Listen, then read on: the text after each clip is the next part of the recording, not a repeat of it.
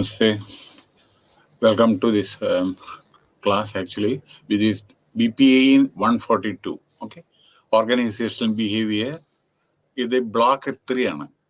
Organisational ബിഹേവിയറിന്റെ ബ്ലോക്ക് 3. Organisational behaviour major facets പറഞ്ഞ മുഖങ്ങൾ, ഫേസസ്. അതായത് ഓർഗനൈസേഷൻ ബിഹേവിയറിന്റെ വേറെ അനവധി ഫേസസ് ഉണ്ട്. അപ്പൊ അതിൽ ചിലതാണ് ഇതിലെ ഈ ചാപ്റ്ററിൽ പറഞ്ഞിരിക്കണം, യൂണിറ്റില്. അപ്പൊ ഇന്ന് നമ്മൾ എടുക്കുന്നത് unit 5 and 6, unit 5 and 6. Today we are going to take 5, 6. അപ്പൊ ഇത് ഇന്നത്തെ മെയിൻ ടോപ്പിക്. ആദ്യത്തെ under unit 5 motivation concept and theories. അതായത് മോട്ടിവേഷൻ ഇല്ലാതെ ഒരു ഓഫീസിലായാലും ശരി എല്ലാവർക്കും മോട്ടിവേഷൻ ഉണ്ടെന്നുണ്ടെങ്കിൽ they will no more productivity. You can എല്ലാവരെയും മോട്ടിവേറ്റ് ചെയ്യേണ്ടത് വളരെ അത്യാവശ്യമായിട്ടുള്ള കാര്യമാണ്, especially when you are working in a company. Okay, അപ്പൊ അതിനെ പറ്റിയിട്ടാണ് വിശദീകരിച്ചത്. അത് ഇൻട്രിൻസിക് മോട്ടിവേഷൻ ഉണ്ട്, എക്സ്ട്രിൻസിക് മോട്ടിവേഷൻ ഉണ്ട്, പിന്നെ ഹൈറാർക്കി ഓഫ് നീഡ്സ് ഉണ്ട്. ഓരോരുത്തർക്ക് എന്താണ് ആവശ്യം, ഓരോരുത്തരുടെ മനുഷ്യന് ഓരോ ആവശ്യങ്ങളുണ്ടല്ലോ. ബേസിക് ആയിട്ടുള്ള എന്താണ്, പിന്നീട് എന്താണ്, അതിനെ പറ്റിയിട്ടാണ് പറയുന്നത്. ERG തിയറി അതിനെപ്പറ്റി പറയുന്നുണ്ട്. ഹെർസ്ബർഗ് 2-factor തിയറി അതിനെപ്പറ്റി പറയുന്നുണ്ട്. Theory X and theory Y അതിനെപ്പറ്റി പറയുന്നുണ്ട്. Bhagavad Gita selfless action. ഭഗവത്ഗീതയിലെ സാരോപദേശം എന്താണ്? പിന്നെ ശ്രീകൃഷ്ണൻ നമ്മുടെ അർജുനന് കൊടുത്ത ചില ഉപദേശങ്ങളുടെ 1-2 of the concept at the work place. Work പ്ലേസിലെ നമ്മുടെ എങ്ങനെയാണ് നമ്മൾ അപ്ലൈ ചെയ്യേണ്ട ഓരോ കാര്യങ്ങളെ അതിനെ പറ്റിയിട്ടാണ് ഈ പൊതുവെ ഈ യൂണിറ്റിൽ 5 പറഞ്ഞത്. Introduction. Motivation is the driving force behind one's actions. നമുക്ക് നമ്മളെ കൊച്ചു കുട്ടികളാണെങ്കിൽ അവരെ പഠിക്കാൻ വേണ്ടിയിട്ട് നമ്മൾ പ്രചോദനം കൊടുക്കണ്ടേ, പഠിക്കുക, അല്ലെങ്കിൽ അതിനുള്ള സഹായങ്ങൾ ചെയ്ത് കൊടുക്കണ്ടേ. ഓക്കെ, അതേമാതിരി നമ്മൾ ഓഫീസിൽ ആളുകൾ ജോലി ചെയ്യുമ്പോൾ അവർക്ക് അവരുടേതായ പല ഫെസിലിറ്റീസും നമ്മളും കൊടുക്കേണ്ടി വരും.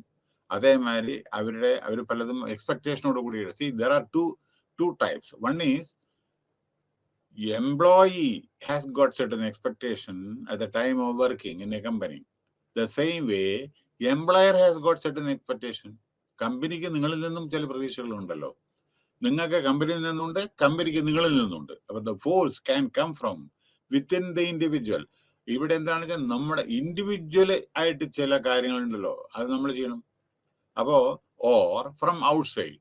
Motivation stimulates people to act in such a way as to accomplish their goals. അതായത് മോട്ടിവേഷൻ നോക്കൂ, അവർക്ക് നമ്മൾ കൂടുതൽ ഇരുന്നിട്ടുണ്ടെങ്കിൽ ഓവർ ടൈം കൊടുത്തു, റെസ്റ്റ് കൊടുത്തു, അല്ലെങ്കിൽ കോമ്പൻസേറ്ററി ഓഫ് കൊടുത്തു. അങ്ങനെയൊക്കെ ആകുമ്പോൾ എന്തുണ്ട്, അവർ they will be happy and they will be able to produce more and more and in turn നമ്മുടെ കമ്പനിയുടെ ഗോളിനെ അച്ചീവ് ചെയ്യാൻ നമുക്ക് സാധിക്കുന്നു. For example, when a student burn, അതായത് ഒരു കുട്ടി രാത്രി എന്താ പറയണ്ട വെളിച്ചത്തിൽ നമ്മൾ ഇരുന്ന് പഠിച്ച് എനിക്ക് ഫസ്റ്റ് ക്ലാസ് ആയിട്ട് പാസ്സാവണം എന്ന് വിചാരിക്കുക. അപ്പൊ അവിടെ രണ്ട് ആസ്പെക്ട് ആണ്. ഒന്ന്, ആ കുട്ടി പാസ്സാവുന്നു, പാസ്സാവാൻ വേണ്ടി പഠിക്കുന്നു, അതൊരു മോട്ടിവേഷൻ അല്ലെ. പാസ്സാവണം, ഫസ്റ്റ് ക്ലാസ് മേടിക്കണം എന്നുള്ള ഒരു ആഗ്രഹം. പക്ഷേ അത് കഴിഞ്ഞാൽ ഫസ്റ്റ് ക്ലാസ് സപ്പോസ് കിട്ടിയാൽ ആ കുട്ടി ചിലപ്പോ അവാർഡോ മെഡലോ മൊമെന്റോ എന്തെങ്കിലും കിട്ടും അല്ലേ. അത് എക്സ്റ്റേണൽ മോട്ടിവേഷൻ ആണ്. ഇന്റേണൽ നമ്മൾ പഠിക്കുന്നു, നമ്മുടേതായ വിധത്തിൽ നമ്മൾ പഠിക്കുന്നു, അത് ഇന്റേണൽ മോട്ടിവേഷൻ ആണ്. എക്സ്റ്റേണൽ മോട്ടിവേഷൻ പഠിച്ചത് കൊണ്ട് നമുക്ക് ഇതെല്ലാം കിട്ടുന്നു, റിവാർഡോ വേറെ എന്തെങ്കിലും പലതും കിട്ടുന്നില്ലേ. അപ്പോ അത് എക്സ്റ്റേണൽ ആയിട്ട് വരും. അതാണ് ഇൻട്രിൻസിക്, അതേമാതിരി എക്സ്ട്രിൻസിക് എന്ന് പറയുന്നത്. So behind the act of reading the late in to the. അപ്പൊ അങ്ങനെ നമ്മൾ കൂടുതൽ പഠിച്ചാൽ കൂടുതൽ നല്ല മാർക്ക് കിട്ടും എന്നുള്ള ധാരണ വരുന്നു. അത് ഇന്റേണൽ ആണ്. In organisation setting. അപ്പൊ ഒരു ഓർഗനൈസേഷനും അങ്ങനെ തന്നെയാണ്. കാരണം എന്താ വെച്ചാൽ നിങ്ങൾ നിങ്ങളുടേതായ വിധത്തിൽ സെൽഫ് ഡിസിപ്ലിനോട് കൂടി ആദ്യം ജോലി ചെയ്യുക. ചെയ്തിട്ടില്ലെങ്കിൽ നിങ്ങളോട് ജോലി ചെയ്യാൻ വേണ്ടി കമ്പൽ ചെയ്യും, അത് എക്സ്റ്റേണൽ. സി 9 മണിക്ക് 9 to 5 അല്ലെങ്കിൽ 9 to 5:30 ഓഫീസ് ടൈം ആണ് വെച്ചാൽ 9 മണിക്ക് അവിടെ എത്തണം എന്നുള്ളത് നിങ്ങളല്ലേ പാലിക്കേണ്ടത്. നിങ്ങൾ എത്തിയില്ലെങ്കിലോ, ഒരു പ്രാവശ്യം ലേറ്റ് ആയി, 2ാമത്തെ പ്രാവശ്യം ലേറ്റ് ആയി, 3ാമതും ലേറ്റ് ആയി, എന്താ ചെയ്യുക? അപ്പൊ എക്സ്റ്റേണൽ പ്രഷർ വരില്ലേ, മാനേജർ വിളിക്കില്ലേ, എന്താണ് നിങ്ങൾ ലേറ്റ് ആയിട്ടാണ്, അതിനെ എക്സ്റ്റേണൽ. അപ്പൊ അതാണ് ഇന്റേണൽ എക്സ്റ്റേണൽ. അപ്പൊ നമുക്ക് സെൽഫ് ഡിസിപ്ലിൻ ആണ് ഓർഗനൈസേഷനിലെ പിന്നെ വേറൊന്ന് മോട്ടിവേഷൻ. നമുക്ക് എന്താണ് ഗുണം? ഈ ചിലപ്പോൾ നമ്മൾ റെഗുലറായിട്ട് വന്നു, പങ്ക്ച്വലായി വന്നാൽ ചിലപ്പോൾ അറ്റൻഡൻസിന് ചില അവാർഡ് കൊടുക്കുന്നുണ്ട്.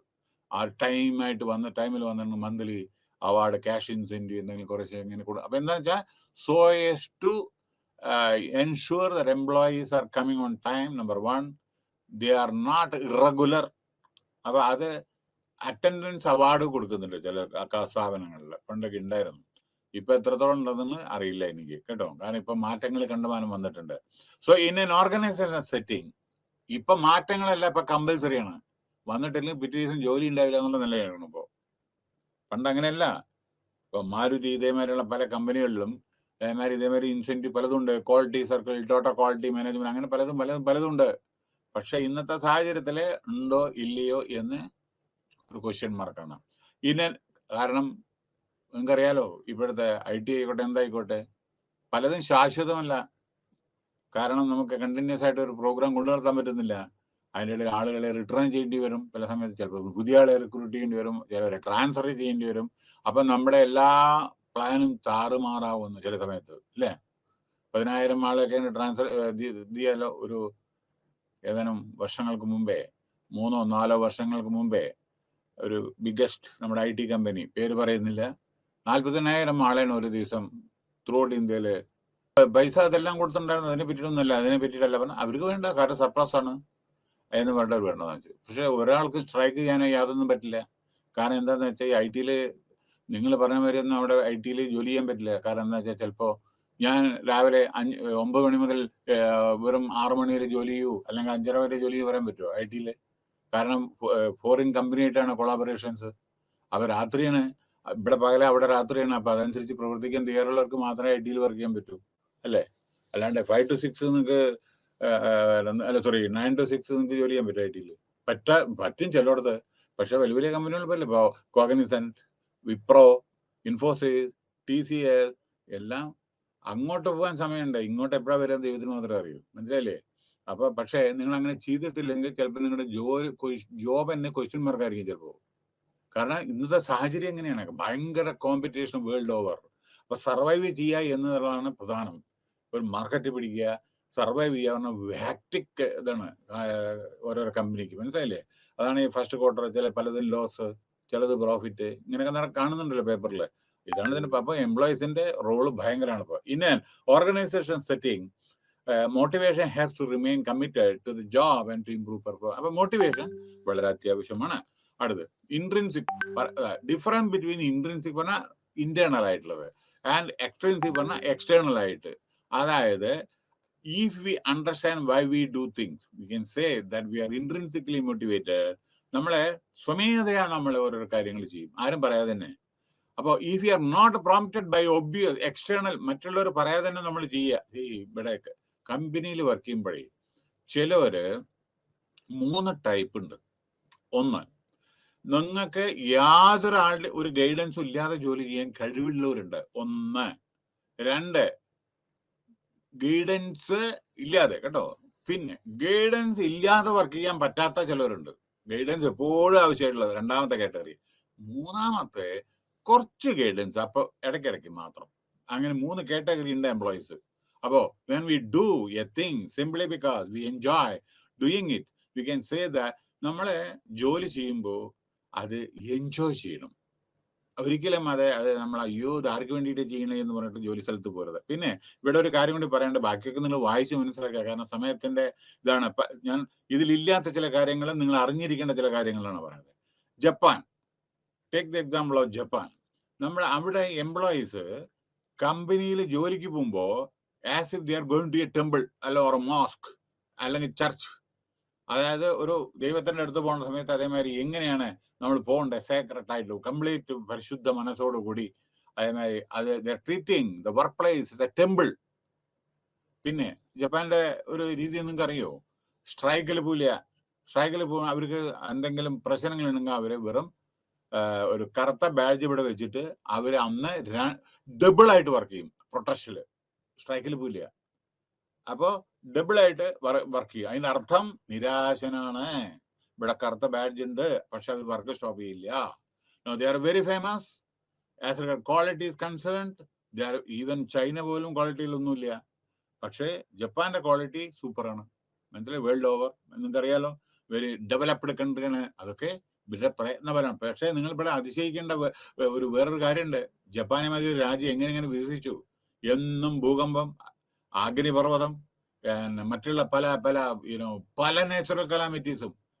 അനവധി ദ്വീപുകളാണ് ജപ്പാന്റെ. എങ്കിലും അതെല്ലാം സർവൈവ് ചെയ്തിട്ട് ഡെവലപ്ഡ് കൺട്രി ആയിട്ട് പരിണമിച്ചു. അവിടെയാണ് ഹിരോഷിമ, നാഗസാക്കി ഇതൊക്കെ ഉണ്ടായിട്ടും ഇന്നും one of the best country in the world. അത് വളരെ, കാരണം ഓട്ടോമൊബൈൽ ആയിക്കോട്ടെ, ഇലക്ട്രോണിക്സ് ആയിക്കോട്ടെ, നിങ്ങൾക്ക് അറിയാലോ, എല്ലാ കാര്യങ്ങളും അറിയാലോ. സോ അവര് മോട്ടിവേറ്റ് ചെയ്യുന്നു. അവിടെ ടോട്ടൽ ക്വാളിറ്റി മാനേജ്മെന്റ്, ജപ്പാൻ വേറെ ഇതുണ്ട്, ജസ്റ്റ് ഇൻ ടൈം ആൻഡ് അതേ പ്രകാരം മറ്റേ ക്വാളിറ്റി സർക്കിൾ, ഇതെല്ലാം സിസ്റ്റം അഡോപ്റ്റ് ചെയ്യുന്നത് ജപ്പാനിലാണ്. For example, if a student is reading a book on history, ഒരു ഉദാഹരണം, ഇന്റേണൽ നമ്മളെ ഇൻട്രിൻസിക് എന്നാണ്. ഒരു കുട്ടി ഒരു ഹിസ്റ്ററിയുടെ പുസ്തകം വായിക്കാന്ന് വിചാരിക്കുക. അതിന്റെ അർത്ഥം ആ കുട്ടി ഹിസ്റ്ററിയിലെ എല്ലാം അറിയാനുള്ള ആഗ്രഹം, ഓരോരോ ഹിസ്റ്ററി. അപ്പൊ അത് ഇൻട്രിൻസിക് ആണത്, ഉള്ളില് അവന്റെ ആഗ്രഹം. ഇപ്പൊ നമ്മള് സിവിൽ സർവീസ് പരിശീലിക്കണം, അപ്പൊ അത് ഉള്ളിൽ അവന്റെ ആഗ്രഹമാണ്, അതാണ് ഇൻട്രിൻസിക്. ഓക്കെ, സോ അതേമാതിരി become the class topper so that he കണ്ടോ. ഇവിടെ പാസ്സായി എന്ന് വിചാരിക്കുക, ഒരു മിനിറ്റ്, നിങ്ങൾ സിവിൽ സർവീസ് പാസ്സായി വിചാരിക്കുക, യു വിൽ ഗെറ്റ് കളക്ടറുടെ അല്ലെങ്കിൽ IPS SP വേറെ എന്തെങ്കിലോ ASP എന്തെങ്കിലും കിട്ടും. അത് എക്സ്ട്രൻസിക് ആണ്.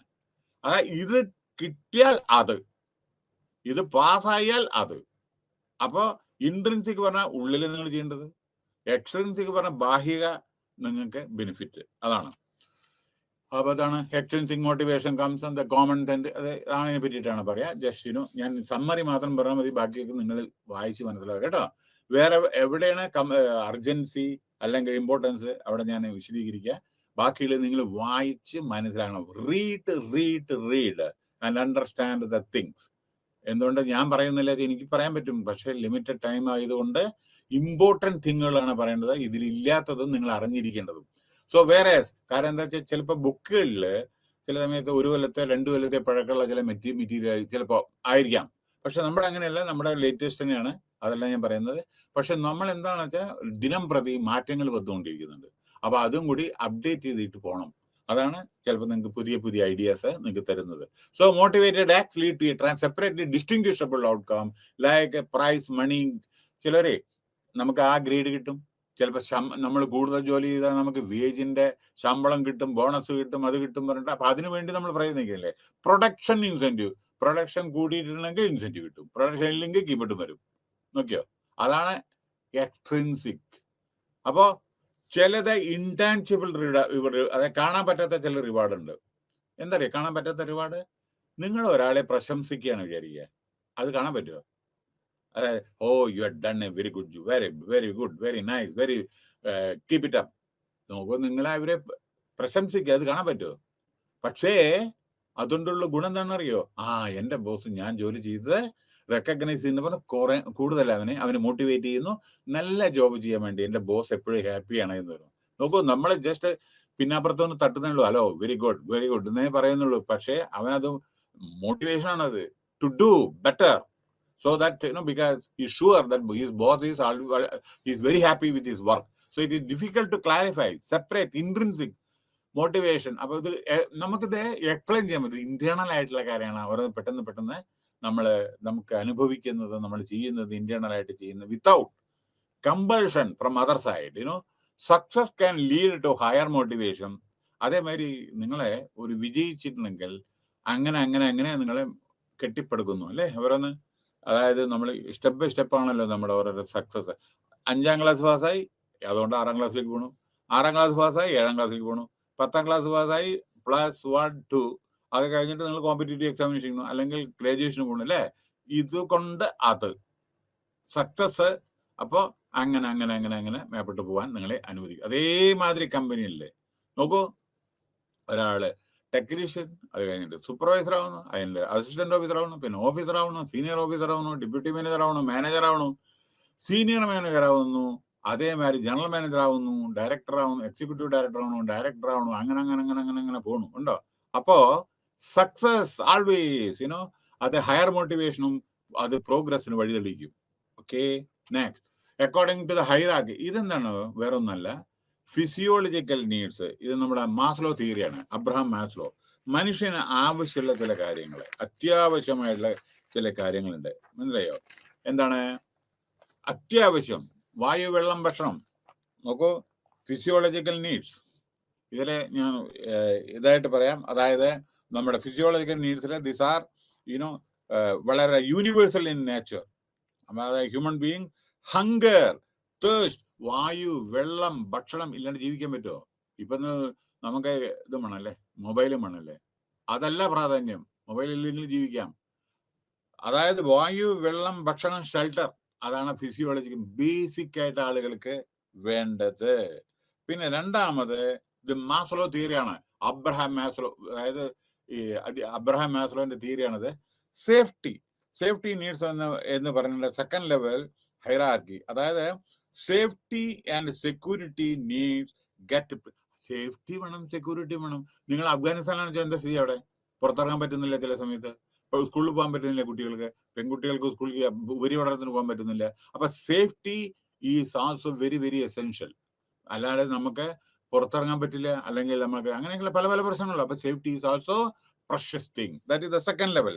Third level belonging and love needs, social needs.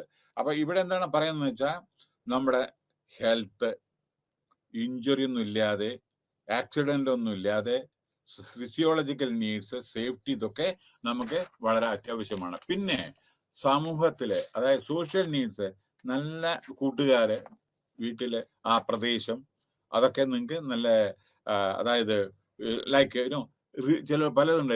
Religious ആയിട്ടുള്ള ഗ്രൂപ്പ് ഉണ്ട്, പിന്നെ സ്മാൾ ഗ്രൂപ്പ് ഉണ്ട്. അപ്പൊ ഇവിടെ എന്താണെന്ന് വെച്ചാൽ ഏറ്റവും പ്രധാനപ്പെട്ടത് വളരെ ലവ് ആൻഡ് അഫെക്ഷൻ ഉണ്ടെങ്കിൽ നമുക്കും അതെ, മറ്റുള്ളവർക്ക് നമ്മളെ സ്നേഹിക്കുന്നു എന്ന് പറഞ്ഞാൽ അതൊക്കെ വളരെ അത്യാവശ്യമാണ്. സ്നേഹിക്കാത്ത ആളുകൾ, സെൽഫിഷ് ആയ ആളുകൾ 4 പേരുണ്ട് വിചാരിക്കുക, എന്താ കാര്യം? നേരെ മറിച്ച് അവർ നമ്മളെ സഹായിക്കുന്നു, നമ്മൾ അവരെ സഹായിക്കുന്നു. We are living in a very good setup. അപ്പൊ അത് നമുക്ക് ഹാപ്പി ആയിട്ട് പരിണമിക്കും. അതും ഒരു നീഡാണ്, ആവശ്യമാണ്. പിന്നെ അടുത്തതാണ് എസ്റ്റീം നീഡ്. എസ്റ്റീം എന്ന് വെച്ചാൽ റിലേറ്റഡ് ടു ഈഗോ സാറ്റിസ്ഫാക്ഷൻ. നിങ്ങൾക്ക് ഒരു പൊസിഷനിലാവണം, ഞാൻ തഹസിൽദാർ ആവണം, കലക്ടർ ആവണം, അല്ലെങ്കിൽ വേറെ എന്തെങ്കിലും ആവണം, സെക്രട്ടറി ആവണം, അല്ലെങ്കിൽ വേറെ അങ്ങനെ അല്ലെങ്കിൽ ഡോക്ടർ ആവണം, അഡ്വക്കേറ്റ് ആവണം. അതാണ്. അപ്പോ സൊസൈറ്റിയിൽ നിങ്ങൾക്ക് ഒരു സ്ഥാനം ഉണ്ടാവും. അവൻ അങ്ങനെയാണ്, അല്ലെങ്കിൽ അവൻ പ്രൊഫസറാണ്. അതാണ് നിങ്ങളുടെ ഈഗോ. അതും ഒരു നീഡാണല്ലോ, അതിനു വേണ്ടിയിട്ട് നമ്മൾ പ്രവർത്തിക്കുന്നത് അല്ലേ? അടുത്തത്, നമ്മളിപ്പോ പഠിക്കുമ്പോൾ പറഞ്ഞില്ല, നമ്മൾ എഞ്ചിനീയർ ആവണം, അല്ലെങ്കിൽ ഡോക്ടർ ആവണം, അല്ലെങ്കിൽ സിവിൽ സർവന്റ് ആവണം, അങ്ങനെ ഓരോ നീഡ് വരുന്നില്ലേ ചിലര്. അതാണ് എസ്റ്റീം നീഡ്. കാരണം ഒരു സൊസൈറ്റിയിലുള്ള സ്ഥാനം വേണ്ടേ. ഇനിയാണ് വരുന്നത് the last one, fifth stage, self actualisation needs. അതായത് നിങ്ങൾ ആഗ്രഹിക്കുന്ന സ്ഥലത്ത് നിങ്ങൾ എത്തുക. ഇന്നലെ പറഞ്ഞാണത് ഞാൻ. നിങ്ങൾ എന്താഗ്രഹിച്ചോ അത് പിടിക്കുന്നതാണ് സെൽഫ് ആക്ച്വലൈസേഷൻ. ഇപ്പൊ നമ്മുടെ Adani, yes, India number 1, Ambani number 2 അല്ലേ? അതേ പ്രകാരം നമ്മളിത് ഇപ്പൊ ഒരാള് ചീഫ് മിനിസ്റ്റർ ആവുന്നു, അതാണ് സ്റ്റേറ്റിനെ സംബന്ധിച്ച് ഏറ്റവും ടോപ്പ്. ഒരാൾ പ്രൈം മിനിസ്റ്റർ ആവണം, അതാണ് കൺട്രിയുടെ ഏറ്റവും വലുത്, ഒരു പൊളിറ്റീഷ്യനെ സംബന്ധിച്ചിടത്തോളം അല്ലേ? അങ്ങനെ വേറെ സിവിൽ സർവന്റ് ആവണം, ഞാൻ ചീഫ് സെക്രട്ടറി വരെ ആവും, അല്ലെങ്കിൽ വേറെ ഞാൻ അവിടുത്തെ ക്യാബിനറ്റ് സെക്രട്ടറി ആവും അല്ലേ? അപ്പൊ അവിടെ എത്തുന്നതാണ് സെൽഫ് ആക്ച്വലൈസേഷൻ. നിങ്ങൾ പ്രതീക്ഷിച്ച സ്ഥലത്ത് എത്തുന്നതാണ്. സോ തന്നെ പറയണ Maslow, when one needed level ഈ സാറ്റിസ്ഫൈ, ഒരു നീഡ് സാറ്റിസ്ഫൈ ചെയ്താൽ നിങ്ങൾ അടുത്ത സ്റ്റെപ്പ്. അതായത് ആദ്യം സൈക്കിള്, നമ്മൾ സ്കൂളിൽ പോകുമ്പോൾ സൈക്കിൾ കൊണ്ട് സാറ്റിസ്ഫൈഡ് ആണ് അല്ലേ? അത് കഴിഞ്ഞാൽ നിങ്ങൾ കോളേജിലായിട്ടുണ്ടെങ്കിൽ മോട്ടോർ സൈക്കിളും ഉണ്ട്, നോക്കൂ, സാറ്റിസ്ഫാക്ഷൻ നോക്കിക്കോളൂ പോണത്. ഒരു സ്റ്റേജ് കഴിഞ്ഞാൽ മറ്റേ സ്റ്റേജ്. അതായത് നിങ്ങളെ സൈക്കിൾ കൊണ്ട് സാറ്റിസ്ഫൈഡ് അല്ല, അപ്പൊ നിങ്ങൾ ബൈക്ക് വാങ്ങുന്നു, ഓക്കെ, അതായി. അത് കഴിഞ്ഞിട്ട് നിങ്ങൾക്ക് ഒരു ജോലിയായി, അപ്പൊ നിങ്ങൾ അതിലുകൊണ്ട് സാറ്റിസ്ഫൈഡ് അല്ല, അപ്പൊ എനിക്കൊരു കാർ വേണം, മനസ്സിലായോ? ആ കാറ് വാങ്ങിയിട്ട് നമ്മൾ അടുത്ത കൊല്ലം വേറൊരു ബ്രാൻഡ് വാങ്ങണം, നമുക്ക് പുതിയ ലേറ്റസ്റ്റ്. അപ്പൊ അങ്ങനെയില്ലേ? അങ്ങനെ ആഗ്രഹങ്ങൾ മാത്രം അവശേഷിക്കുന്നു. ഒരാള് കംപ്ലീറ്റ് സാറ്റിസ്ഫൈഡ് അല്ല, എന്നും നീഡ്, ആവശ്യങ്ങൾ കൂടി വരുന്നു അല്ലെ? അതുകൊണ്ടാണ് ഇന്ന് modern world is the world of specialization. അല്ലേ? അപ്പോ അതുകൊണ്ട് ആഗ്രഹങ്ങളും ഇത് കടിഞ്ഞാണില്ലല്ലോ, കടിഞ്ഞാണിടാൻ പറ്റില്ലല്ലോ നമ്മുടെ ആഗ്രഹങ്ങൾക്ക്, അല്ലല്ലോ. നമുക്ക് അങ്ങനെ വേണം, ഇങ്ങനെ വേണം, ഒരു വീട് വേണം, 10 വീട് വേണം, അല്ലേ? നമുക്ക് എത്ര കിട്ടിയാലും പോരാ, അങ്ങനെയുണ്ടല്ലോ ചിലര്.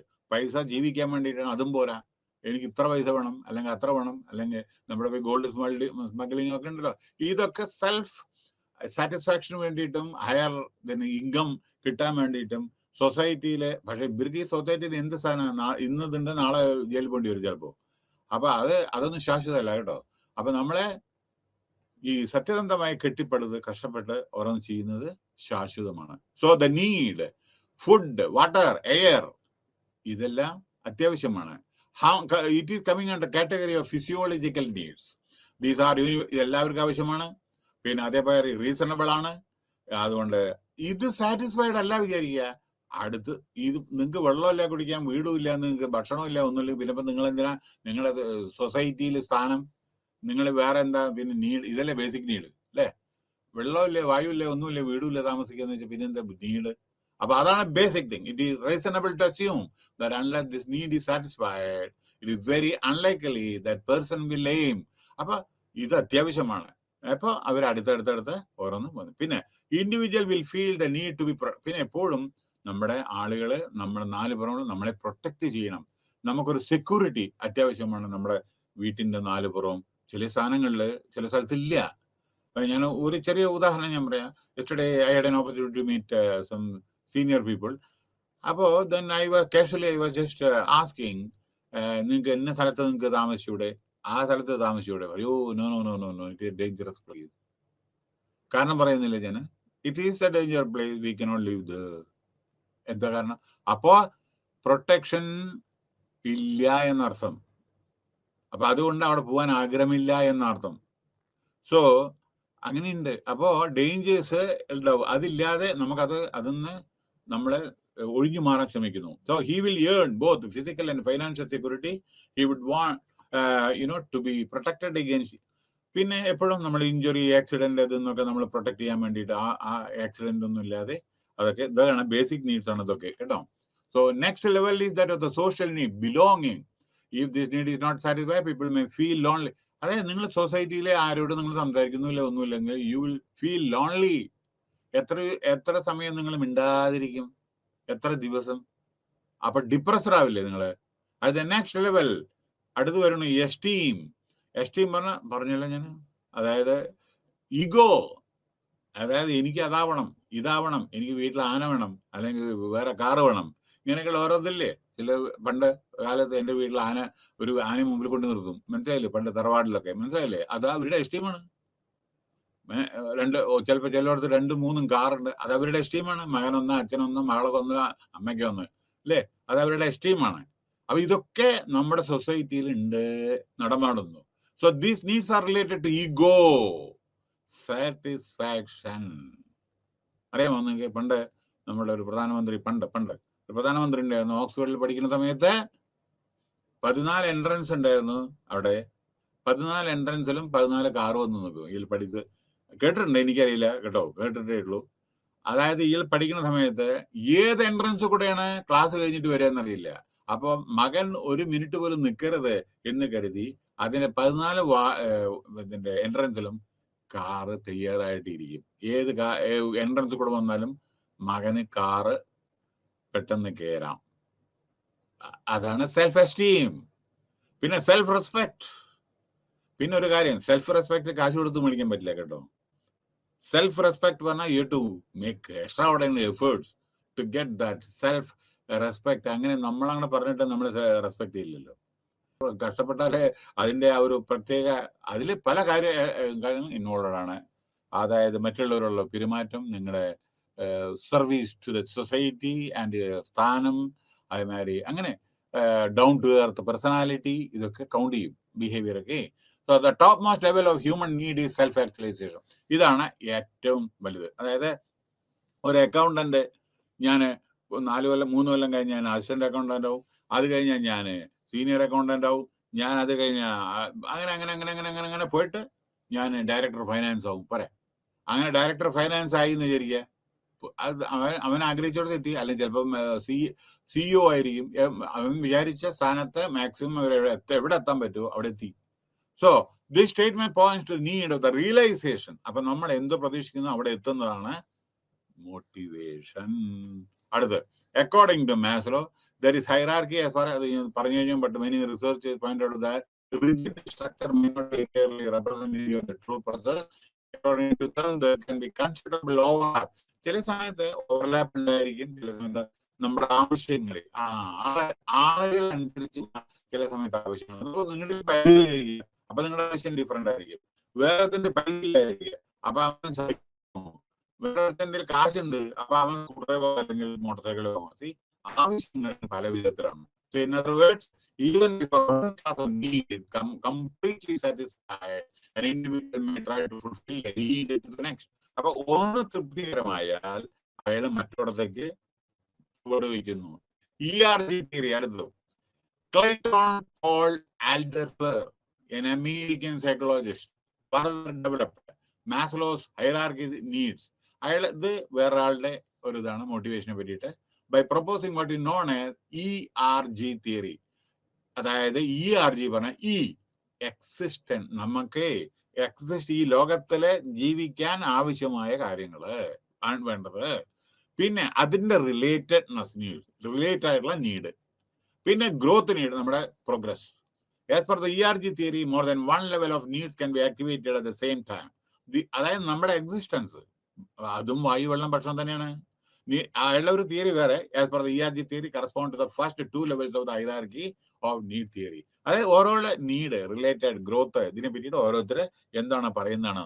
ഫിസിയോളജിക്കൽ നീഡ്സ് ഇദ്ദേഹത്തിന്റെ അഭിപ്രായത്തിലെ സേഫ്റ്റി നീഡ്സ്, റിലേറ്റഡ് തന്നെ സെയിം, ബിലോങ്ങിങ്, ലവ്, സെയിം, വേറൊരു വിധത്തില് അദ്ദേഹത്തിന്റെ ഒരു അവതരണമാണ് ഇത് കേട്ടോ.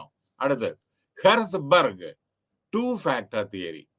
നോക്കോളൂ, ഈ തിയറി എന്താണ് അറിയോ? The two-factor theory proposed by the famous psychologist Frederick Herzberg is also known to the by the names of dual factory theory and Herzberg motivation hygiene theory. ഇവിടെ എന്താ പറയുന്നത് അറിയോ?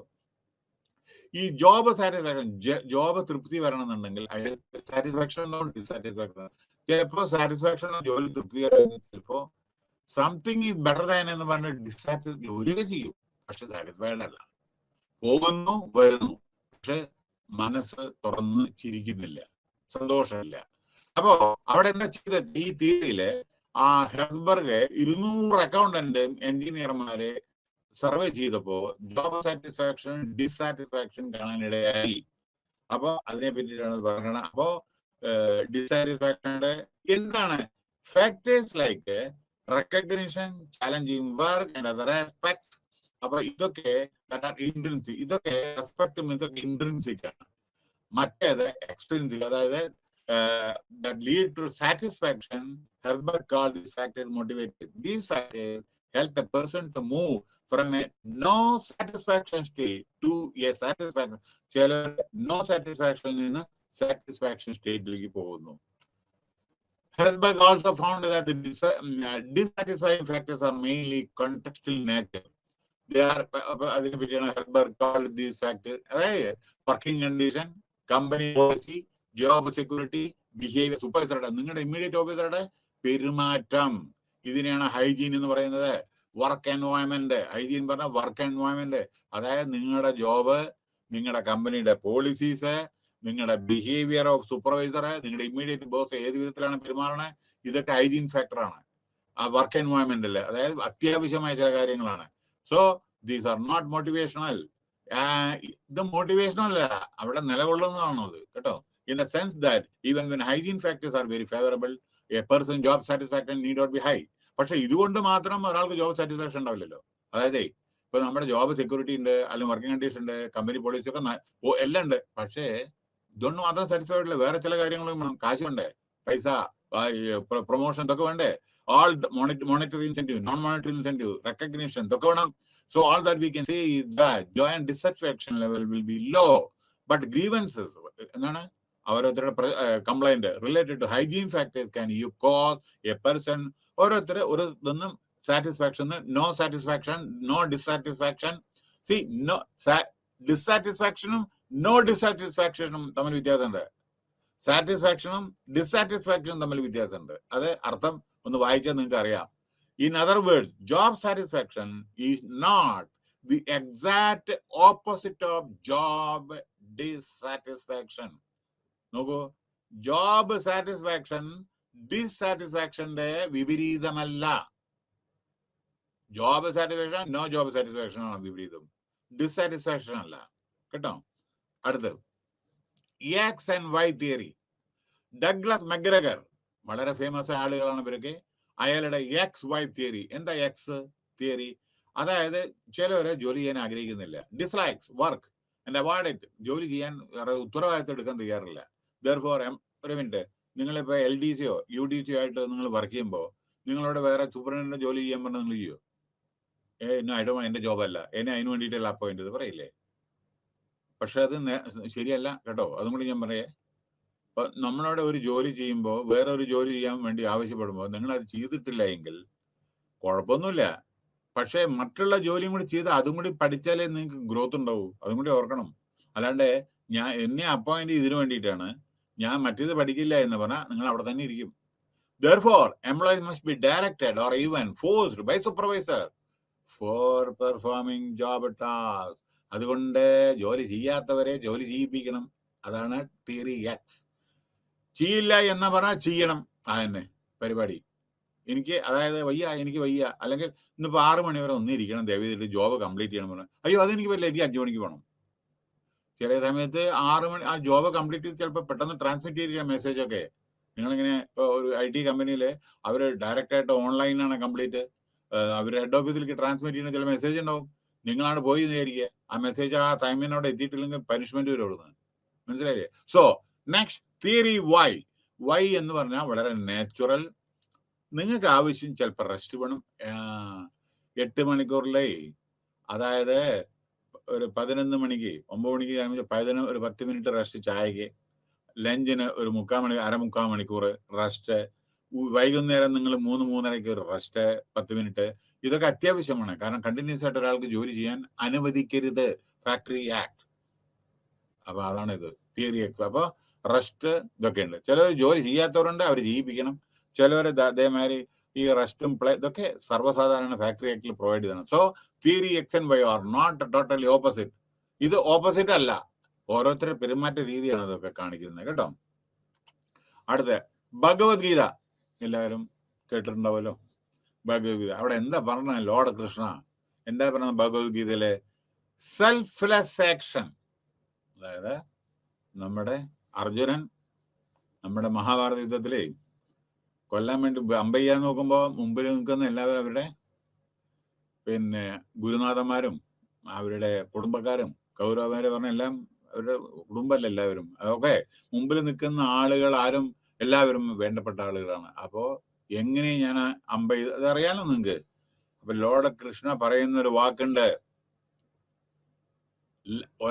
Let there be no motive for the fruit of action. നിങ്ങൾ എന്ത് ചെയ്യുന്ന അതിന്റെ പ്രതിഫലം ഇച്ഛിക്കരുത്. മഹാഭാരതത്തില് പറഞ്ഞിട്ടുണ്ട്. Nor should you desire to avoid action. അതുകൊണ്ട് അത് ചെയ്താൽ ഇതാവെന്ന് കരുതരുത്. ആക്ഷൻ എടുക്കേണ്ട സമയത്ത് ആക്ഷൻ എടുത്തോളണം. പട്ടാളക്കാരെ യുദ്ധം ചെയ്യുന്ന സമയത്തെ ഷൂട്ട് എന്തിനാന്ന് ചോദിക്കരുത്, ഷൂട്ട് ചെയ്യണം, അല്ലെങ്കിൽ ഇങ്ങോട്ട് വരും നമ്മളെ കൊല്ലവര്. മനസ്സിലായില്ലേ? അപ്പൊ ചിലർക്ക് ചോദ്യമില്ല. ഇവിടെ കൃഷ്ണൻ പറയുന്നത്, ശ്രീകൃഷ്ണ പറയുന്നത് അവോയ്ഡ് നമ്മളെ ഒരു ജോലി ചെയ്താൽ അതിന്റെ പ്രതിഫലം ഇച്ഛിക്കരുത്. പ്രതിഫലം വരുമ്പോ വരും, പക്ഷെ ചെയ്യാൻ do your duty. And when you are doing the duty, don't look at what നിങ്ങൾ ആരുടെ എഗൻസ്റ്റ് ആണ് മറ്റുള്ളതാണ് അത് നോക്കണ്ട. പ്രതിഫലം ഇച്ഛിക്കരുത്. You have the right to the action but are not entitled to the result. Result നിങ്ങൾ പ്രതീക്ഷിക്കണ്ട. നിങ്ങൾ ഒരാളെ സ്നേഹിക്കുന്നുണ്ടെങ്കിൽ ഒരാളെ സ്നേഹിക്കാതിരിക്കുക. നിങ്ങൾ അതേമാതിരി അയാൾ ഇങ്ങോട്ട് സ്നേഹിക്കുന്ന നിങ്ങൾ പ്രതീക്ഷിക്കാൻ പറ്റുമോ?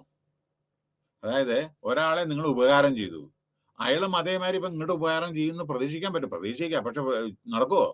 അപ്പോൾ അതാണ് ഭഗവത്ഗീത പറയുന്നത്, do your duty and don't expect anything and you have the right to the action but are not entitled to its result.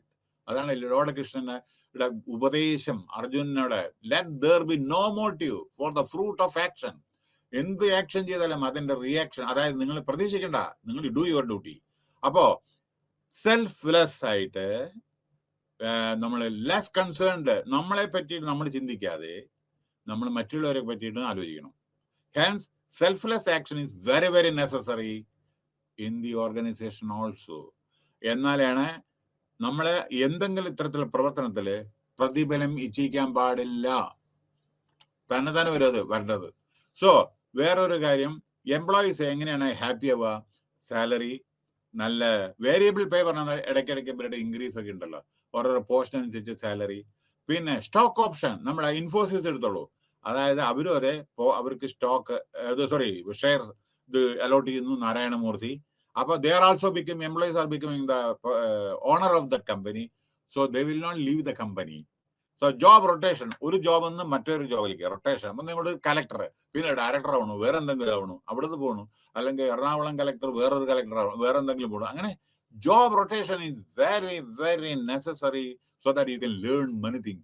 ഓരോരോ കാര്യങ്ങൾ നിങ്ങളെ ബേസിക് ആയിട്ട് ലൈഫിൽ നിങ്ങൾ അറിഞ്ഞിരിക്കേണ്ടത്, try to learn, try to shoulder the responsibilities assigned by the seniors so that you can learn so many things, and future opportunity വരുമ്പോൾ നിങ്ങൾക്ക് നല്ല ചാൻസ് കിട്ടും. You will be able to handle that without any difficulty. Yes. പിന്നെ job enlargement, അതായത് നിങ്ങളൊരു ജോലി ചെയ്യുമ്പോൾ അതിൽ അഡീഷണൽ ആയിട്ട് നിങ്ങൾക്ക് എന്തെങ്കിലും ചെയ്യുമ്പോൾ ഇതും കൂടി ചെയ്യേ, അതും കൂടി ചെയ്യുന്ന പറയുന്നില്ലേ. പിന്നെ ജോൺ എൻറിച്ച്മെന്റ് എന്ന് പറഞ്ഞാൽ നിങ്ങൾക്കുള്ള ജോബ് അല്ലെ, അതിനെ നിങ്ങൾക്ക് റിവാർഡും ഇൻക്രിമെന്റും ഒക്കെ തരുന്നതാണ് ജോബ് എൻറിച്ച്മെന്റ്. പിന്നെ ജോബ്സ് ഒറിസോണ്ടലായിട്ടും വെർട്ടിക്കലായിട്ടും നിങ്ങൾ മേപ്പെട്ട അതായത് നമ്മൾ സീനിയറായിട്ട് വളരെ ഒറിസോണ്ടലായിട്ട് പോകുന്നവരുണ്ട്. ഒരു മാനേജർ ഒരു ബാങ്ക് മാനേജർ വേറൊരു ബാങ്കിലത്തെ മാനേജർ ആവണം അല്ലെ, ഒരു ഡിവിഷണൽ മാനേജർ വേറൊരു ഡിവിഷണൽ മാനേജർ ആവണം. അങ്ങനെയുണ്ട്. ചിലത് വെർട്ടിക്കലി നേരെ മേപ്പെട്ട് പോകുന്നു, ചിലവർ ഇങ്ങനെ പോകുന്നു, അതൊക്കെയുണ്ട്. ഓക്കെ. അപ്പൊ ജോബ് എൻലാർജ്മെന്റ് പറഞ്ഞു കഴിഞ്ഞു, ജോബ് എൻറിച്ച്മെന്റും ആൾറെഡി ഞാൻ പറഞ്ഞു കഴിഞ്ഞു. ജോബ് റൊട്ടേഷൻ, അപ്പൊ നിങ്ങൾ ഓർമ്മിക്കണം, യു ആർ ഷോൾഡറിങ് എവിടെയെങ്കിലും ജോലി ചെയ്യുമ്പോൾ ജോബ് റൊട്ടേഷൻ പറയുമ്പോൾ അവിടെ അയ്യോ എനിക്ക് വയ്യ എന്ന് പറയരുത്. കാരണം ഇത് ഒരേ ജോലി ആകുമ്പോൾ ബോറിംഗ് ആവും. നിങ്ങൾ ഇങ്ങനെ ജോബ് റൊട്ടേറ്റ് ചെയ്യുമ്പോൾ നിങ്ങൾക്ക് പലതും new things you will be able to learn.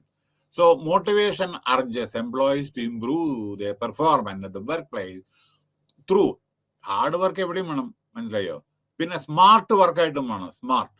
Smart പറഞ്ഞാൽ മറ്റുള്ളവരെ ക്ലവറ വരെ, അതല്ല എൻ്റെ അർത്ഥം. മറ്റുള്ളവരെ കാല് വരുന്ന ഏർപ്പെടല്ല സ്മാർട്ട് വർക്ക് കേട്ടോ. You take them also along with you when they do there. പിന്നെ മറ്റുള്ളവർ ജോലി ചെയ്യുമ്പോൾ അതിനെ അപ്രീഷിയേറ്റ് ചെയ്യുക, എഫിഷ്യൻ്റ് ആയിട്ട് ജോലി ചെയ്യുക.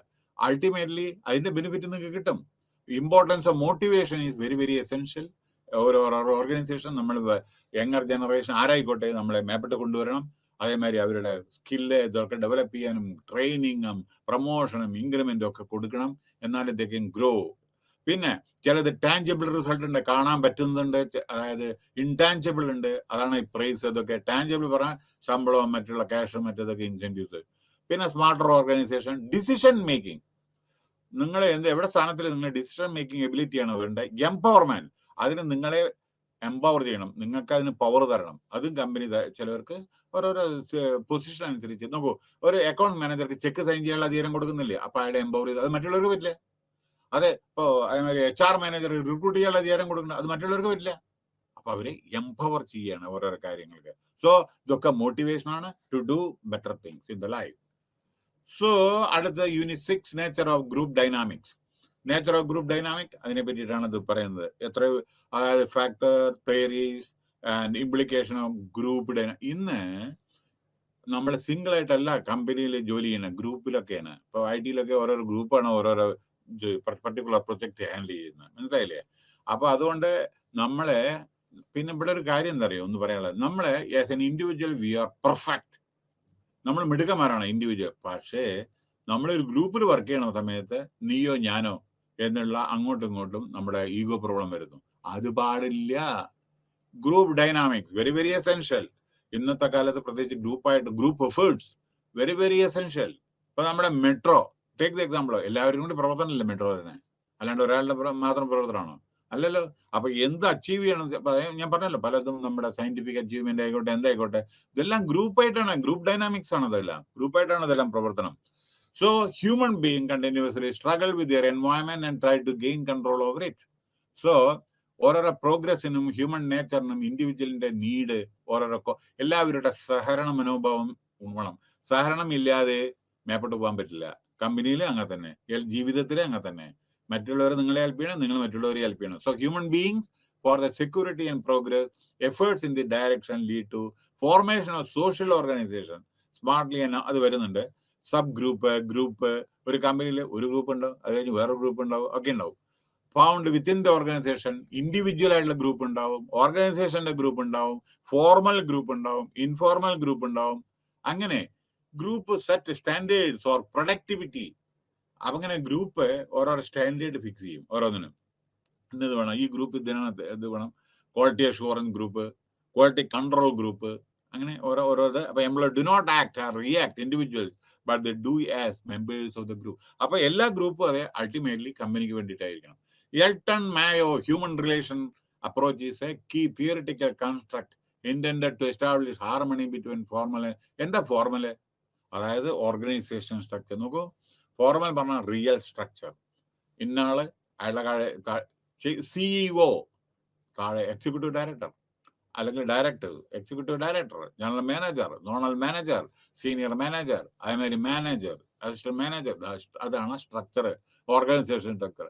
ഇൻഫോർമൽ ആയിട്ട് ഇതൊന്നുമില്ലാതെ നമ്മള് ജോലി ചെയ്യുന്ന ചിലര് ഇൻഫോർമൽ ഗ്രൂപ്പ്സ്. അതായത് ഇതൊന്നും ഇല്ലാതെ തന്നെ അവർ തന്നെ ഓരോ പർട്ടിക്കുലർ ടൈമിൽ എല്ലാവരും കൂടി കൂടിയിട്ട് ചെയ്യുന്ന ജോബുണ്ട്. ഇപ്പൊ ഞാൻ പറയട്ടെ, ഒരു മിനിറ്റ്.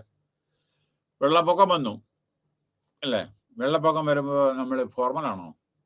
ആളുകൾ രക്ഷിക്കുന്നതും മണ്ണിടിച്ചിലും മറ്റതൊക്കെ ഇൻഫോർമൽ ഗ്രൂപ്പാണ്. എല്ലാവരും കൂടെ ഒത്തിരിച്ചിട്ട് പ്രവർത്തിക്കില്ലത്.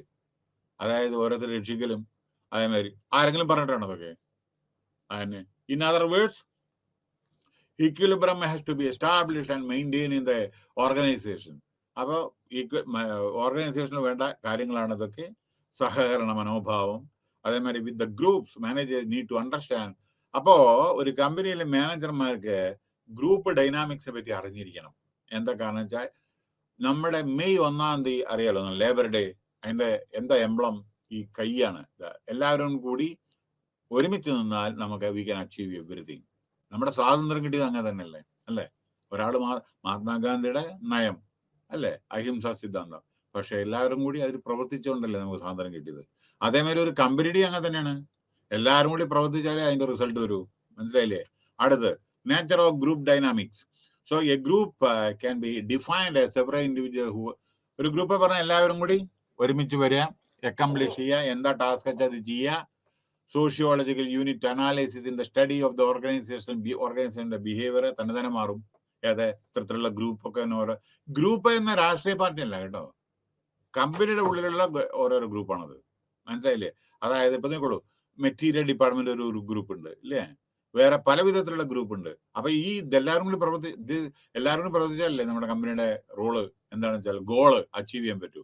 നമ്മുടെ ആറ്റിറ്റ്യൂഡൽ ആൻഡ് ബിഹേവിയറൽ ക്യാരക്ടറിസ്റ്റിക്സ്, ഒരു ഗ്രൂപ്പിന്റെ ആറ്റിറ്റ്യൂഡും ക്യാരക്ടറിസ്റ്റിക്സും, അതായത് ബിഹേവിയറൽ, അതായത് നമ്മുടെ ഗ്രൂപ്പിന്റെ സ്വഭാവം, അതായത് കമ്പനിക്ക് ഗുണകരമായിട്ട് ആയിരിക്കണം. Further it is concern with the group formation, the structure, process and function. അപ്പോ നമ്മുടെ ഗ്രൂപ്പിന്റെ ഫോർമേഷനും സ്ട്രക്ചറും പ്രോസസ്സും ഫംഗ്ഷനും ഒക്കെ ഇത് എന്തിനു വേണ്ടിയിട്ട് നിലകൊള്ളുന്നത്, അവർ എന്താ പ്രവർത്തിക്കുന്നത്, എന്താണ് പ്രയോജനം, അതിന്റെ പ്രോസസ്സ് എന്താണ്, ഇതൊക്കെ നമ്മൾ ആരായണം. Social psychologist Kurt Lewin coined and popularized the term group dynamics in 1930 ഈ കുർത്ത് ലെവിൻ ഇത് പോപ്പുലറൈസ് ചെയ്ത്. അതേമാതിരി have been attached to the normative view is that group dynamics described how a group should be organized and conducted. Another view is that group dynamic consists of a set of techniques like ഗ്രൂപ്പിൽ പറഞ്ഞാൽ role playing ഉണ്ട്, brain storming ഉണ്ട്, sensitivity training ഉണ്ട്.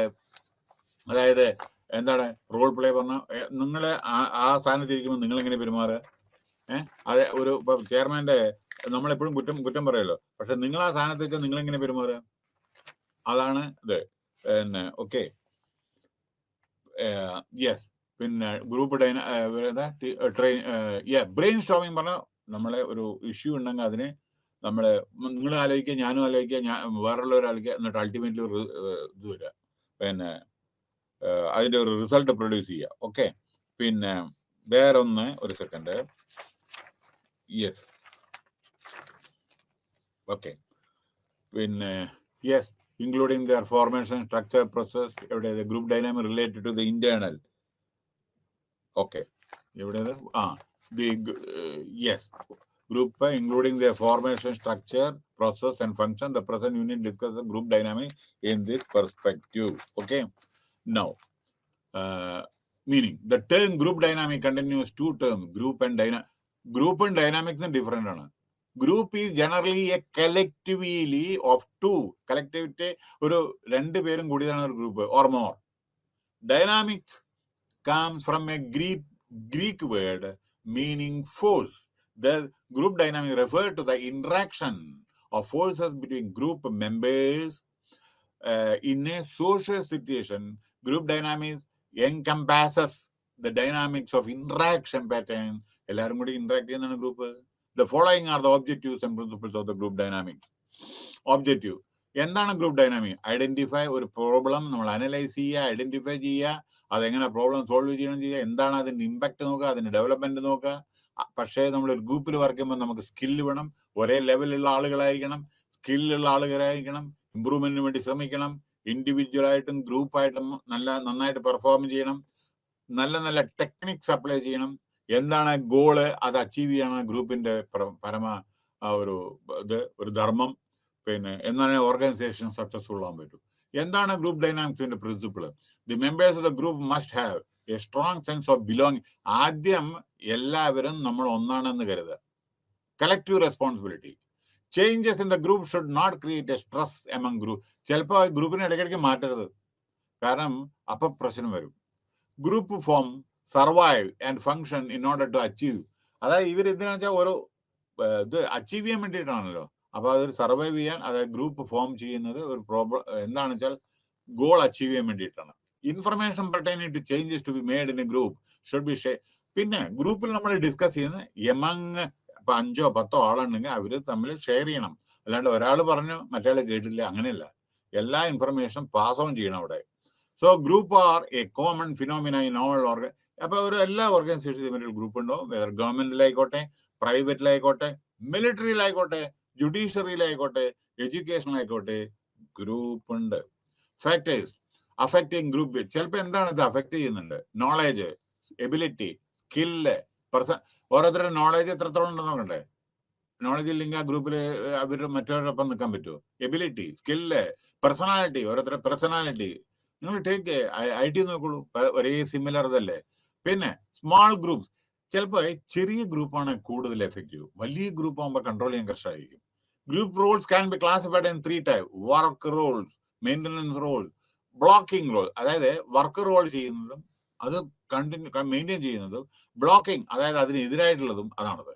പിന്നെ each group establish its own set of norms. എല്ലാ ഗ്രൂപ്പും അതിൻ്റെതായ norms ഉണ്ടാക്കുന്നു. പിന്നെ ഇന്ത്യൻ കോമ്പറ്റീഷൻ ഉണ്ട്. അതേമാതിരി organisational performance, their goals are not aligned appropriately with organization goals. They are more vulnerable to group thing. അപ്പൊ നമ്മളെ ഓർഗനൈസേഷൻ പെർഫോമൻസ് വേണ്ടിയാണ് ശ്രമിക്കേണ്ടത്. അപ്പൊ process like decision making, communication, conflict management, leadership etcetera are better through group dynamic. അപ്പോ decision making group, communication ഗ്രൂപ്പില്, എന്തെങ്കിലും പ്രശ്നം ഉണ്ടെങ്കിൽ ഗ്രൂപ്പായിട്ട് സോൾവ് ചെയ്യുക, ലീഡർഷിപ്പും ഗ്രൂപ്പായിട്ട് നമ്മൾ സോൾവ് ചെയ്യുക. അങ്ങനെ അതൊക്കെ വളരെ ഇൻഡിവിജ്വൽ ആയിട്ടും ഗ്രൂപ്പായിട്ടും നമ്മൾ സോൾവ് ചെയ്യാൻ വേണ്ടി ശ്രമിക്കണം. Theories of group information. Joining a group is determined, by a number of factors, including an individual personal trait. ഓരോരുത്തർക്കും ഓരോ ഗുണങ്ങളുണ്ടല്ലോ.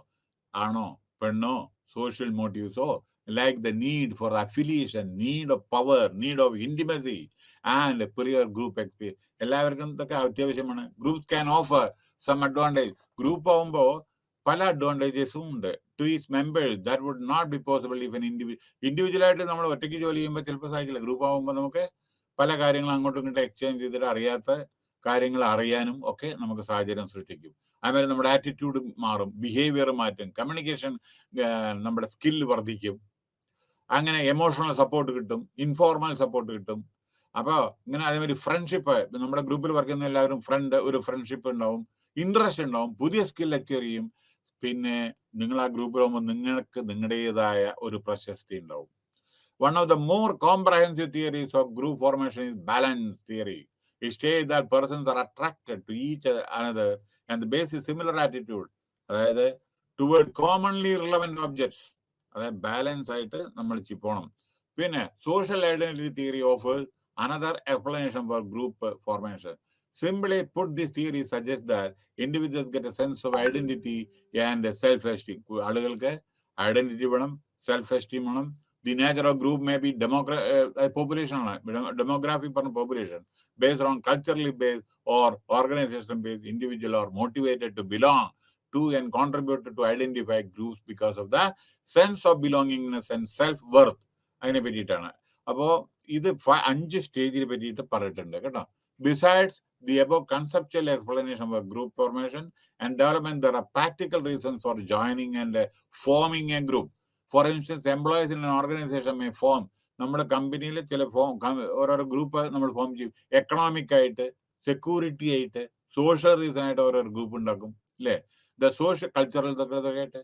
Important practical reason because of which individual join or form group is that group tends to satisfy the ആളുകളുടെ group എന്ന് പറഞ്ഞാൽ ആളുകളുടെ ആവശ്യങ്ങൾ നിറവേറ്റുക. Research going as far back as the Hawthorne studies has found the affiliation, ഓരോരുത്തരായിട്ടുള്ള affiliation, motive to have a major. അപ്പോൾ നമ്മുടെ ഓരോരുത്തരായിട്ടുള്ള അത് അടുപ്പം കൂടുമ്പോൾ നമ്മുടെ ഹ്യൂമൻ ബിഹേവിയർ മാറും. പിന്നെ ഏതെല്ലാം വിധത്തിൽ ആണ്? പ്രൈമറി ഗ്രൂപ്പ് ഉണ്ട്, ഒരു കമ്പനി ഗ്രൂപ്പ് ഉണ്ട്, പിന്നെ അതിനനുസരിച്ച് വേറൊരു ഗ്രൂപ്പ് ഉണ്ട്, പിന്നെ ഒരു സോഷ്യൽ ഗ്രൂപ്പ് ഉണ്ട്, പിന്നെ ഒരു കൊല്യൂഷൻ, എല്ലാവരും കൂടിയൊരു ഇതുണ്ട്, പിന്നെ മെമ്പർഷിപ്പ് ആൻഡ് റെഫറൻസ് ഗ്രൂപ്പ് ഉണ്ട്. ഓരോരുത്തർ മെമ്പർഷിപ്പ് ഉണ്ട്, പിന്നെ റെഫറൻസ് വേറെ വിധത്തിലുള്ള, അവിടെ ഉണ്ട് ഇവിടെ ഉണ്ട് എന്നൊക്കെ പറഞ്ഞിട്ട് ചില ഗ്രൂപ്പുകളില്ലേ, അത് വേറെ, ഇവിടെ ഉണ്ട് അവിടെ ഉണ്ട്, ഈ ഡിപ്പാർട്ട്മെന്റ് ഉണ്ട് ആ ഡിപ്പാർട്ട്മെന്റ് ഉണ്ട്. പിന്നെ in groups and out group, ഗ്രൂപ്പിന്റെ ഉള്ളിലുള്ളതും പുറമേ ഉള്ളതും. പിന്നെ ഫോർമൽ ഗ്രൂപ്പ് ഉണ്ട്, പിന്നെ കമാൻഡ് ഗ്രൂപ്പ് ഉണ്ട്. ചിലവരെ അത് കമാൻഡ് ചെയ്യുന്ന ചില ഗ്രൂപ്പുകളുണ്ട്, അതായത് അങ്ങനെ ചെയ്യണം ഇങ്ങനെ ചെയ്യണം എന്നൊക്കെ പറയല്ലേ. പിന്നെ ചിലത് ടാസ്ക് ഗ്രൂപ്പ് ഉണ്ട്, അതായത് ടാസ്ക് ഗ്രൂപ്പ് പറഞ്ഞാൽ ഓരോ ടാസ്ക് അസൈൻ ചെയ്യുന്നുണ്ട്, അത് ചെയ്യുന്നത്. പിന്നെ ഫംഗ്ഷൻ ചെയ്യുന്ന ഗ്രൂപ്പും ഉണ്ട്. അപ്പൊ ഇൻഫോർമൽ ഗ്രൂപ്പ്സിനെ പറ്റിയിട്ട് നമ്മൾ പറയുകയാണെന്ന് വെച്ചാൽ naturally and response common interest and shared value. Informal പറഞ്ഞാൽ ഒരു കൊച്ചു കാര്യത്തിന് വേണ്ടിയിട്ട് കുറച്ച് ഇൻഫോർമൽ വേ എല്ലാവരും കൂടി കൂടിച്ചേരുന്നതാണ് ഇൻഫോർമൽ ഗ്രൂപ്പ്. പിന്നെ implication of group dynamics. Group dynamics success ആവണം വെച്ചാൽ എന്താണ് അതിന്റെ പ്രശ്നങ്ങൾ അറിയാം. ചിലപ്പോൾ വീക്ക് ലീഡർഷിപ്പ് ശരിയല്ല വിചാരിക്കുക, അച്ചടക്കമില്ല വിചാരിക്കുക, അതോറിറ്റി ഇല്ല വിചാരിക്കുക, ബ്ലോക്ക് എപ്പോഴും തടസ്സമാണ് വിചാരിക്കുക, ദേഷ്യപ്പെട്ട ആളുകളാണ് വിചാരിക്കുക, അല്ല നെഗറ്റീവ് ആറ്റിറ്റ്യൂഡ് ഉള്ളതായിരിക്കുക, ചിലപ്പോൾ വിഡ്രോ ആബ്സെന്റിസം, ആളുകൾ അതിൽ അറ്റൻഡ് ചെയ്യുന്നില്ല വിചാരിക്കുക, പിന്നെ ചെയ്യുന്ന കാര്യത്തിൽ റെക്കഗ്നിഷൻ ഇല്ല വിചാരിക്കുക, ചില സമയത്ത് തമാശയായിട്ട് എടുക്കുകയാണ് വിചാരിക്കുക, ചിലവർ ഗ്രൂപ്പായിട്ട് തിങ്ക് ചെയ്യുന്നില്ല വിചാരിക്കുക, പിന്നെ കാഷ്വൽ അപ്രോച്ചാണെന്ന് വിചാരിക്കുക. അതേമാതിരി എവല്യൂഷൻ ഓഫ് അപ്രഹെൻഷൻ, എന്തെങ്കിലും നമ്മൾ തീരുമാനം എടുത്താൽ അത് എവാലുവേറ്റ് ചെയ്യുന്നില്ല എങ്കിൽ നമ്മുടെ ഇംപ്ലിക്കേഷനാണ് നമ്മുടെ ഗ്രൂപ്പ് ഡൈനാമിക്സ് എഫക്റ്റീവ് ആവില്ല. അപ്പൊ ഇവിടെ പറയേണ്ട ഒരു കാര്യം എന്താണെന്ന് വെച്ചാൽ, നോക്കൂ, ഇതില് ഓരോരോ ഇതില് ഫോമിംഗ് ഉണ്ട്. അതായത് ചിലത് ഫോമിംഗ് പറഞ്ഞ രൂപീകരിക്കുന്നത്, ഡെമോഗ്രാഫി പറഞ്ഞാൽ ജനസംഖ്യാപരമായത്, സ്റ്റോമിംഗ് പറഞ്ഞാൽ ചില സമയത്ത് മീറ്റിംഗ് സമയത്ത് ആളുകൾ വളരെ വയലന്റ് കോൺഫ്ലിക്റ്റ് ഉണ്ടാവും, ചില മീറ്റിങ്ങിൽ ഗ്രൂപ്പിൽ ഇതുണ്ടാവും. അപ്പോൾ വളരെയധികം അവർ എന്താ പറയുക ദേഷ്യപ്പെടലും മറ്റത്, അതൊക്കെ നമ്മൾ കൺട്രോൾ ചെയ്യാൻ വേണ്ടി പഠിക്കണം. നോർമിങ് എന്ന് പറയുന്നുണ്ടെങ്കിൽ മാനദണ്ഡം. പെർഫോമിംഗ് പറയാൻ നിങ്ങൾക്ക് അറിയാം. അഡ്ജേണിങ്, ചില സമയത്ത് എന്ത് പറ്ററിയോ, നമുക്ക് നീട്ടി വെക്കേണ്ടി വരും ചില സമയത്ത്. അതായത് ചില കാര്യങ്ങള് ഡിസിഷൻ എടുക്കാൻ പറ്റാതെ വരും ചിലത്. അപ്പൊ അതുകൊണ്ട് നമ്മൾ പെട്ടെന്ന് പിന്നെ മാറ്റിവെക്കുക. പിന്നെ വേറൊന്ന് ഫ്രീ റൈഡിങ് പറഞ്ഞാൽ ചിലവര് take it easy, leave their colleagues, അതായത് മറ്റുള്ളവർ ചെയ്യട്ടെ ഞാനൊന്നും ചെയ്യില്ല എന്ന് പറഞ്ഞിട്ട് മിണ്ടാതിരുന്ന കാഷ്വൽ അപ്രോച്ച് ഇല്ലേ, അങ്ങനെയുണ്ട്. പിന്നെ എവാലുവേഷൻ ഓഫ് അപ്രഹെൻഷൻ, അതെന്താണെന്ന് വെച്ചാൽ team member perception can also create A negative group dynamics. negative group dynamic. So evaluation apprehension happens when people feel that they are being judged in a unruly harsh manner. അതേമാതിരി by ചിലപ്പോ മറ്റുള്ള group മെമ്പേഴ്സും ഹാർഷായിട്ട് ചില സമയത്ത് പെരുമാറാ വിചാരിക്കുക. അപ്പൊ നമ്മുടെ ഒപ്പീനിയൻകളെല്ലാം ചില സമയത്ത് മാറും. ഓക്കെ, ഇതാണ് എവാലുവേഷന്റെ ഇതില് ഞാൻ പറയുന്നത്. പിന്നെ ചില ഈ ജോക്കർ കാഷ്വലായിട്ട് ചിലവരുണ്ടല്ലോ, എന്ത് പറഞ്ഞാലും തമാശ പറയുന്നവര്. പിന്നെ ഇവിടെ അഗ്രസർ എന്ന് പറഞ്ഞാൽ ഓഫ് വൺ ഡിസഗ്രി, ആര് പറഞ്ഞാലും കേൾക്കില്ല. അതായത് അവര് പറയുന്നതാണ് ശരി, മറ്റുള്ളവർ പറഞ്ഞത് ശരിയല്ല. ഇൻഅപ്രോപ്രിയേറ്റ് ഔട്ട് സ്പോക്കൺ ആയിട്ട് ചിലവരുണ്ടാവും, വളരെ കലഹിക്കുന്നതും ഒരു മീറ്റിങ്ങിലാവുമ്പോൾ അവരെന്നെ പറയുന്നതും തെറി പറയുന്നതും ഒക്കെ ചിലപ്പോൾ കാണാമല്ലോ നമ്മുടെ അസംബ്ലിയിലൊക്കെ പാർലമെന്റിലൊക്കെ പറഞ്ഞുകൊണ്ടേയിരിക്കും. എന്തിനാ പറയണമെന്നും അവർക്ക് തന്നെ അറിയില്ല. പിന്നെ നെഗേറ്റർ പറയുന്ന പറഞ്ഞാൽ ഓഫ് വൺ ക്രിട്ടിക്കൽ, അതായത് നമ്മൾ എന്ത് പറഞ്ഞാലും അതിന് അറിയല്ലോ, ക്രിറ്റിസിസം വളരെ ഈസി ആണല്ലോ കാര്യങ്ങള്. അപ്പൊ നമ്മൾ ക്രിറ്റിസിസം അതുണ്ട്, അങ്ങനെയുണ്ട് ചിലർ ഓരോ ഗ്രൂപ്പില്. വിഡ്രോയർ എന്ന് പറഞ്ഞിട്ടുണ്ടെങ്കിൽ person does not participate in the discussion. ചില ഗ്രൂപ്പിൽ ഡിസ്കസ് ചെയ്യാൻ അവരില്ല, ആളുകൾ അറ്റൻഡ് ഇല്ല, അവര് ചിലപ്പോൾ അറ്റൻഡ് ചെയ്യില്ല. പിന്നെ വേറൊന്ന് recognition seeker group member is boosting, അതായത് ചിലവർക്ക് എന്തുണ്ടറിയാം, ഡോമിനേറ്റ് ചെയ്യുന്ന ചിലരുണ്ട്. റെക്കഗ്നീഷൻ, ഞാനാണ് വലുത് എന്ന് പറയുന്നത് അങ്ങനെയുണ്ട്. പിന്നെ ജോക്കറെ ആൾറെഡി ഞാൻ പറഞ്ഞു. പിന്നെ ഫ്രീ റൈഡിങ് എന്ന് പറഞ്ഞാൽ അത് ഞാൻ ആൾറെഡി പറഞ്ഞു, എവാലുവേഷനെ പറ്റിയിട്ടും ഞാൻ പറഞ്ഞു കഴിഞ്ഞു. ഓക്കെ, അപ്പോ വേറൊന്ന് അടുത്ത് a group is a conclusion ആണ് crucial component of an organisation. Group ഉണ്ട്, എല്ലാ ഓർഗനൈസേഷൻ ഗ്രൂപ്പ് ഉണ്ട്, ഗവൺമെന്റിലുണ്ട്, പ്രൈവറ്റിലും ഉണ്ട്, ഓരോരോ ഗ്രൂപ്പ് ഉണ്ടാവും. പല വിധത്തിലുള്ള ഗ്രൂപ്പാണ്. നീ നോക്കൂ, മെറ്റീരിയൽ ഡിപ്പാർട്ട്മെന്റ് ഒരു ഗ്രൂപ്പാണ്, ഫൈനാൻസ് ഗ്രൂപ്പാണ്, മാർക്കറ്റിംഗ് ഒരു ഗ്രൂപ്പാണ്, പ്രൊഡക്ഷൻ വേറൊരു ഗ്രൂപ്പാണ്, അങ്ങനെ കോർപ്പറേറ്റ് പ്ലാനിങ് വേറൊരു ഗ്രൂപ്പാണ്, സെക്രട്ടേറിയൽ വേറൊരു ഇങ്ങനെയൊക്കെ പല ഉണ്ട്. അപ്പൊ ഗ്രൂപ്പ്സ് വളരെ എസെൻഷ്യൽ ആണ്, അവരൊക്കെ കൂടി ആണ് പ്രവർത്തിക്കുന്നത്. അത് കൂടാതെ നമ്മുടെ ട്രേഡ് യൂണിയൻ അതും ഗ്രൂപ്പാണ്. So group effectively influence individuals and organisational development. Group നമ്മുടെ ഇൻഡിവിജ്വലിനെ ഇൻഫ്ലുവൻസ് ചെയ്യുന്നു അല്ലേ. ഗ്രൂപ്പ് നമ്മുടെ ട്രേഡ് യൂണിയൻ ഇൻഡിവിജ്വൽസിനെ ഇത് ചെയ്യുന്നില്ലേ, ട്രേഡ് യൂണിയൻ ഇതല്ലേ. അപ്പൊ അത് ഇൻഡിവിജ്വൽസിന്റെ അല്ലേ അവര് മെമ്പേഴ്സ്. And organisation development. അപ്പൊ ഇതൊക്കെ പല കാര്യങ്ങളിലും ഡെവലപ്മെന്റ്, ഓർഗനൈസേഷൻ ഡെവലപ്മെന്റിന് വേണ്ടി ഇതൊക്കെ അത്യാവശ്യമാണ്. ഈവൻ യൂണിയന് ആവശ്യമാണ്. എന്താ കാരണം, യൂണിയന് നമ്മുടെ എന്തെങ്കിലും പൈസ പോകുന്നുണ്ടോ, കമ്പനിക്ക് എന്ത് നഷ്ടമുണ്ടോ നോക്കുന്നതാണ് ഇതാണ് നമ്മുടെ യൂണിയൻ. അങ്ങനെ നമ്മൾ തള്ളിക്കളയാൻ പാടില്ല. എന്തെങ്കിലും അനാവശ്യമായിട്ടോ മിസ്അപ്രോപ്രിയേഷൻ ഓഫ് ഫണ്ട്സോ മിഷനറി വാങ്ങുക, ഇൻസ്റ്റാൾ ചെയ്യാതിരിക്കുക, അതൊക്കെ നോക്കുന്നതാണ് നമ്മുടെ യൂണിയൻ. സോ മാത്രമല്ല അവരുടെ എംപ്ലോയീസിന്റെ വെൽഫെയർ നോക്കുന്നതാണ്. So they are extremely significant to the understanding of the organisation behaviour. Okay, പിന്നെ the term group dynamic contain two terms. ഒന്ന് ഗ്രൂപ്പ് ആൻഡ് ഡൈനാമിക്, രണ്ട് ഞാൻ പറഞ്ഞു. ഗ്രൂപ്പ് ഈസ് ജനറലി ഈ collectivity of two or more persons. Group of one word meaning force. The group dynamic refers to the interaction of forces between group members in a social situation. Okay, അപ്പോ the success or failure of a group depend. അപ്പോ ചിലപ്പോൾ success ഉണ്ടാവും, ചിലപ്പോൾ failure ഒക്കെ ഉണ്ടാവും ഗ്രൂപ്പിലേക്ക് കേട്ടോ. അപ്പൊ അതായത് വിധത്തിൽ നമ്മൾ എടുക്കണം. അപ്പൊ joining a group is also determined by a number of factors. നമ്മളൊരു ഗ്രൂപ്പിൽ ജോയിൻ ചെയ്യുന്നതിന് മുമ്പേ തന്നെ ഓർക്കണം അതുകൊണ്ടുള്ള പ്രയോജനം എന്താണ്, നമ്മുടെ ഡ്യൂട്ടി എന്താണ്. There are different types of groups and such as ചെറിയ, പിന്നെ ചില ഗ്രൂപ്പ് ഉണ്ട്. ചെറിയ ഗ്രൂപ്പ് ഈസിയാണ് കേട്ടോ, ചെറിയ ഗ്രൂപ്പ് ഈസിയാണ്. പിന്നെ അത് കഴിഞ്ഞ് ലാർജർ ഗ്രൂപ്പ് ഉണ്ട്. പിന്നെ പ്രൈമറി ഗ്രൂപ്പ് ഉണ്ട്, ആദ്യം ഉടലെടുക്കുന്ന ചെറിയ ഗ്രൂപ്പ്. ലാർജർ ഗ്രൂപ്പിനെ കൺട്രോൾ ചെയ്യാൻ കഷ്ടമാണ്. അവിടെയാണ് ആളുകളുടെ ഡിഫറൻസ് ഒപ്പീനിയൻ പോലെ. കൊലീഷൻ, അവരിൽ നിന്നും ഇവരിൽ നിന്നും ഒക്കെ കൂടി എടുത്തിട്ട്. പിന്നെ ഫോർമൽ ആയിട്ടുണ്ട്, അത് സ്ട്രക്ചേർഡ് ആയിട്ടുള്ള ഇതാണ്. പിന്നെ ഇൻഫോർമൽ, അതിനൊരു സ്ട്രക്ചർ ഒന്നുമില്ല, അവരൊരു ഗ്രൂപ്പ്, അല്ലെങ്കിൽ ഇപ്പൊ നമ്മുടെ ഒരു അസോസിയേഷൻ ഉണ്ടല്ലോ, അല്ലെങ്കിൽ Tamil speaking, Malayalam speaking, Kannada speaking, അങ്ങനെ ഒരു ചെറിയ ഗ്രൂപ്പ് ഒക്കെയാണ്. അത് അവരുടെ ഒരു വെൽഫെയറിന് വേണ്ടിയിട്ട് മാത്രമാണ്. സോ അതെല്ലാം അത്യാവശ്യമാണ്. As has been seen, groups have a positive impact on achieving both individual and അതുമാതിരി ഓർഗനൈസേഷണൽ എഫക്റ്റീവ്നെസ്. അപ്പോൾ ഒരു ഓർഗനൈസേഷൻ എന്ന നിലയ്ക്ക് ഇത്തരത്തിലുള്ള ഗ്രൂപ്പ് വളരെ അത്യാവശ്യം. ഇതാണ് ഗ്രൂപ്പ് ഡൈനാമിക്സ്. കാരണം നമ്മൾ പല നല്ല കാര്യത്തിന് വേണ്ടിയിട്ടാണ് ഇതെല്ലാം ചെയ്യുന്നത്. അപ്പൊ group is very very essential, വളരെ crucial component of an organisation. Groups are found in each and every ഓർഗനൈസേഷനിലും ഇതുണ്ട്. So it is very essential.